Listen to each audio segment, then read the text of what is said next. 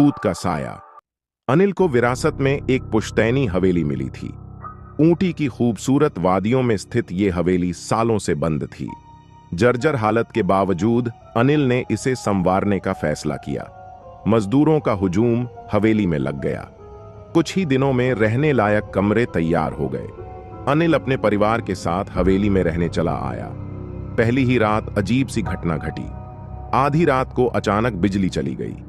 घने अंधेरे में एक ठंडी हवा का झोंका आया जिसने अनिल की पत्नी सीमा को कंपा दिया।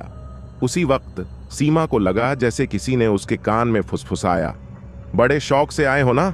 सीमा सहम गई। उसने अनिल को जगाया और घटना सुनाई। अनिल ने उसे तसल्ली दी।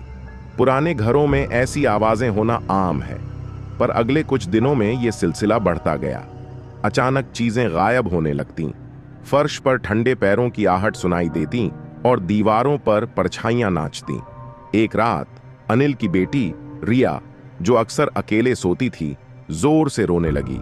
उसके कमरे में जाकर देखा तो रिया दहशत में कांप रही थी। उसने बताया कि उसे एक सफेद साया दिखा है जिसने उसका गला दबाने की कोशिश की। अनिल घबरा गया। उसने पंडित बुलाया। पंडित ने बताया कि हवेली में एक औरत की आत्मा फंसी हुई है। उसकी कोई अधूरी इच्छा पूरी नहीं हुई है। अनिल ने हवेली की तहखाने की ओर रुख किया, जिसे सालों से बंद कर रखा गया था। जंग लगे ताले को तोड़कर वो अंदर गया। वहां उसे एक पुरानी डायरी मिली। डायरी हवेली की मालकिन रानी साहिबा की थी। डायरी पढ़कर अनिल को पता चला कि रानी साहिबा को उसके पति ने जहर देकर मार डाला था। रानी साहिबा की इच्छा थी कि उसका पति सजा पाए। अनिल ने पुराने रिकॉर्ड खंगाले और रानी साहिबा के पति के खिलाफ सबूत जुटाए। कोर्ट में केस चला और रानी साहिबा के पति को सजा सुनाई गई। उसी रात हवेली में शांति छा गई।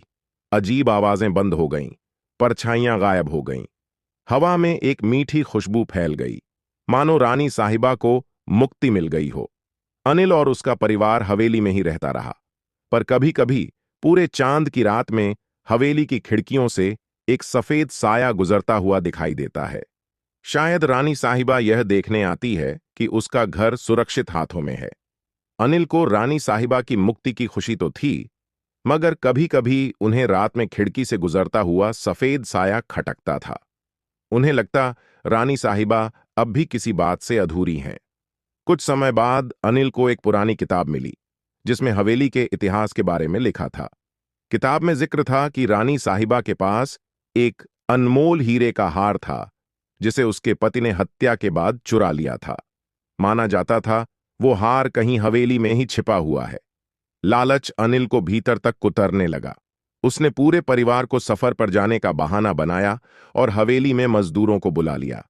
हवेली की दीवारें खोदने का काम शुरू हुआ। हफ्तों की मेहनत के बाद भी हार का कोई सुराग नहीं मिला।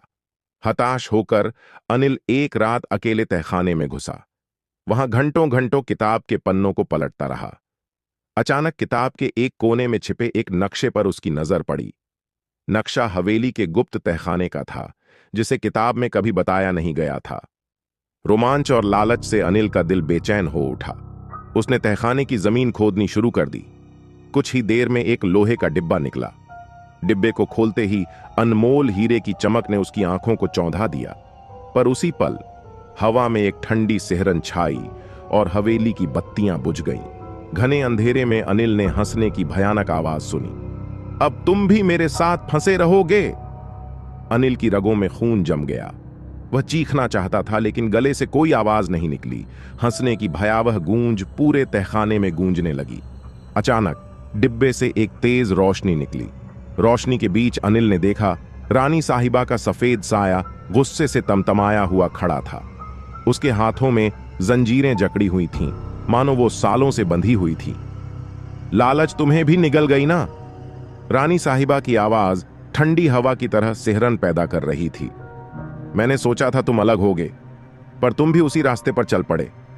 अनिल घुटनों के बल गिड़गिड़ाने लगा। उसने माफी मांगी, रानी साहिबा की मुक्ति के लिए किए गए कामों का हवाला दिया, लेकिन रानी साहिबा अडिग रहीं। तेरी माफी से मेरा बंधन नहीं कटेगा, रानी साहिबा ने कहा। मुझे सच्ची शांति तभी मिलेगी जब मेरा हार वापस मिलेगा। वह हार इस हवेली के बाहर उस बरगद के पेड़ के नीचे दफना हुआ है। अचानक रोशनी गायब हो गई। तहखाने में फिर से घना अंधेरा छा गया। अनिल ने अंधेरे में ही रास्ता खोजकर बाहर निकलने की कोशिश की। सुबह होते होते वह किसी तरह हवेली से बाहर निकला। तुरंत अपने परिवार को वापस बुला लिया। घर वापसी के बाद अनिल रातों को सो नहीं पाता था। रानी साहिबा की गुस्से से भरी आंखें और जंजीरों में जकड़ी हुई काया उसे लगातार सता रही थीं। अंततः उसने हिम्मत जुटाकर हवेली के बाहर बरगद के पेड़ के नीचे खुदाई की। कुछ ही फीट नीचे उसे एक लोहे का संदूक मिला। संदूक खोलते ही रानी साहिबा का अनमोल हीरे का हार उसकी आंखों में चमक उठा। उसने तुरंत पंडित को बुलाया।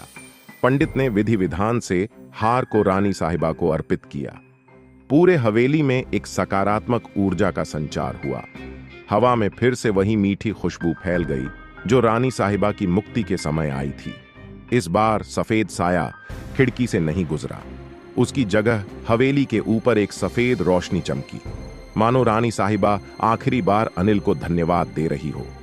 अनिल ने लालच को त्याग कर रानी साहिबा की अधूरी इच्छा पूरी करके न सिर्फ उन्हें शांति दिलाई, बल्कि अपने परिवार को भी भूत के साए से हमेशा के लिए मुक्त करा लिया। साल बीत गए। अनिल और उसका परिवार हवेली में शांति से रहता था।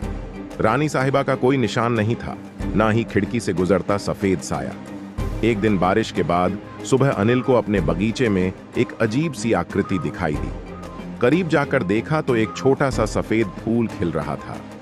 यह फूल अनिल ने पहले कभी नहीं देखा था। इसकी पंखुड़ियां चांदी जैसी चमकती थीं और इसकी खुशबू हवा में मीठी सी घुल रही थी। उसी दिन गांव के एक बुजुर्ग वैद्य जी हवेली आए। उन्हें देखते ही फूल की ओर इशारा करते हुए अनिल ने पूछा, "ये कौन सा फूल है?" वैद्य जी फूल को ध्यान से देखकर बोले, "ये तो रानी सफेद है। बहुत कम जगहों पर पाया जाता है। कहते हैं ये फूल किसी पवित्र आत्मा के जाने के बाद उगता है और इसकी खुशबू शांति का प्रतीक मानी जाती है।" अनिल मुस्कुराया। शायद रानी साहिबा उन्हें यह संदेश दे रही थी कि वह शांत है और हमेशा उनकी रक्षा करेगी। उसने ध्यान से फूल को तोड़ा और उसे हवेली के मंदिर में रख दिया। रानी सफेद का फूल हवेली में एक नई शुरुआत का प्रतीक बन गया।